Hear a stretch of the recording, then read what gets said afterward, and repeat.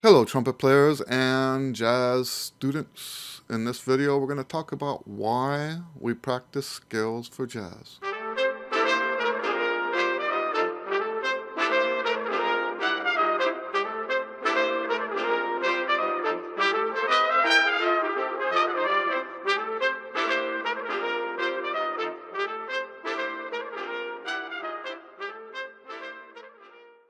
Now, before we go into this, let me tell you that there's one reason why we do not practice scales, and that is so that we have material for your improv.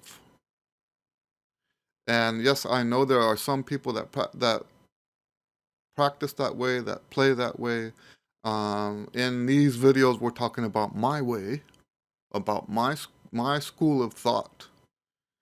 And I think that when you practice scales so that you have material to play in your solos will be inherently unmusical. I think in a previous video I said that it's not jazz. I shouldn't have said that.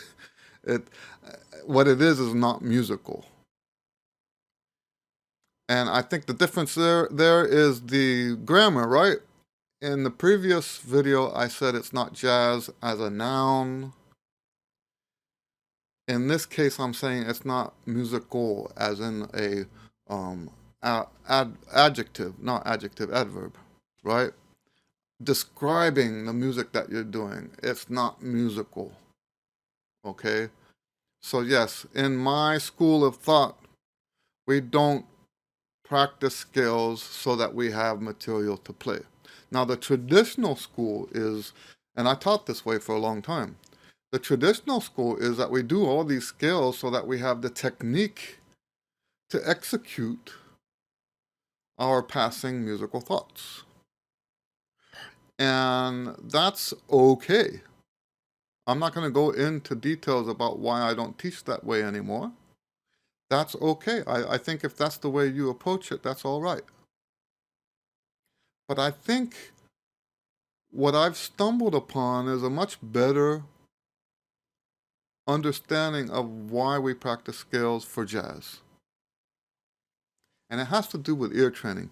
But in order for you to understand that, you have to understand how my system works. We don't do in my, and this the way I practice and the way I have my students practice, we don't do the traditional do, re, mi scales, right? You won't see this in my lessons. Not in the context of practicing scales. I'm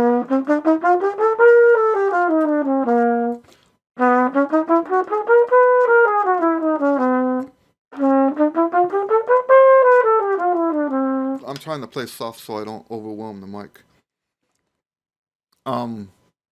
We don't practice that way. If you're practicing that way, then a lot of this doesn't apply to you. We instead do patterns over all of the scales. I mean, we do a bunch of patterns over one scale at a time. So on C,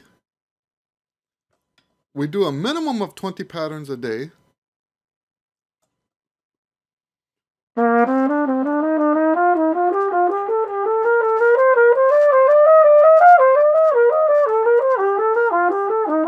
And I'm going in tempo. I don't normally go in tempo. But yes, we do 20 patterns like that a day on every scale with some exceptions. Very, very few exceptions, but there are some exceptions. When you practice like that instead of the do, re, mi stuff, it no longer becomes about technique.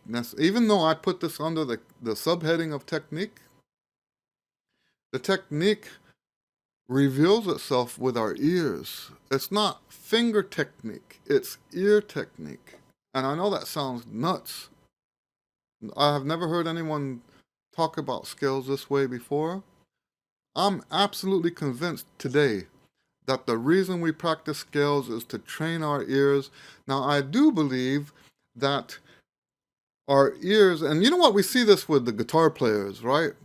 Our ears are not equally trained in all keys. until we equally train them in all keys.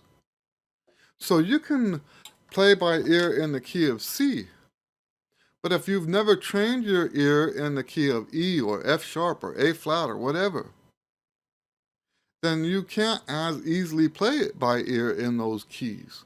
And the same thing is true of all the other scales.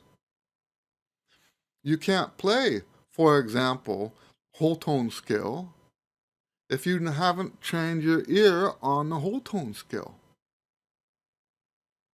What I mean is you can't play by ear on the whole tone scale. So all of this stuff comes down to being able to express yourself by ear. And you know what? I think this is why, we have a tendency to sound mechanical and unmusical as academic musicians. Because our thoughts, our musical thoughts, are academic musical thoughts. And I think when we approach the scales by ear,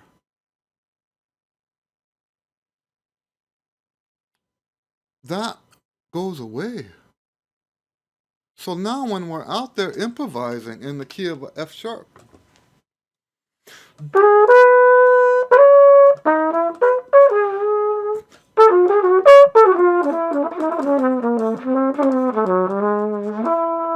when we're improvising in the key of F sharp, we're playing by ear. We're playing something that sounds good to us, but in that key. It's not a finger thing. I'll tell you what, here's what I've been telling people about the fingers. The fingers come a lot sooner than this does, right? You can have flying fingers and nothing here.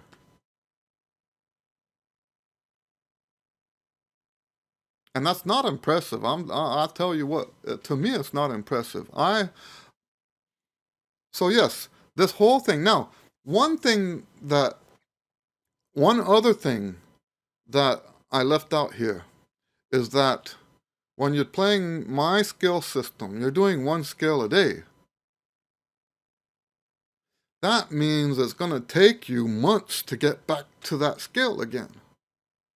So when we talk about the muscle memory, yes, it is about muscle memory. And if you follow my system, and we're going to talk about that system in another video. When you follow my system, you spend the first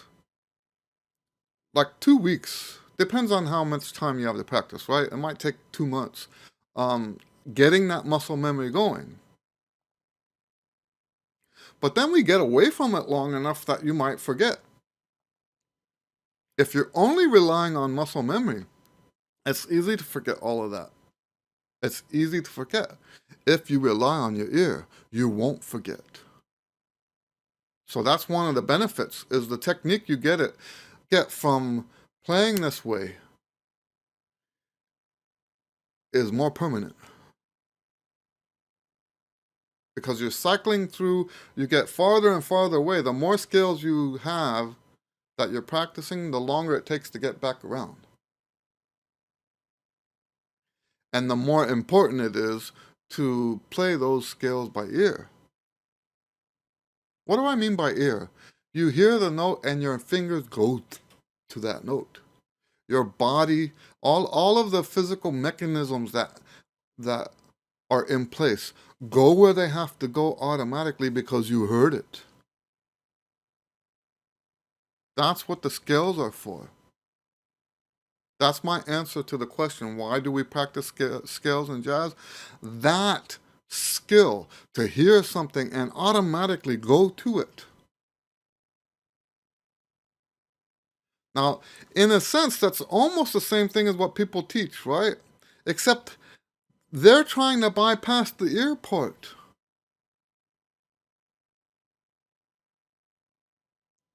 In the scales, I mean.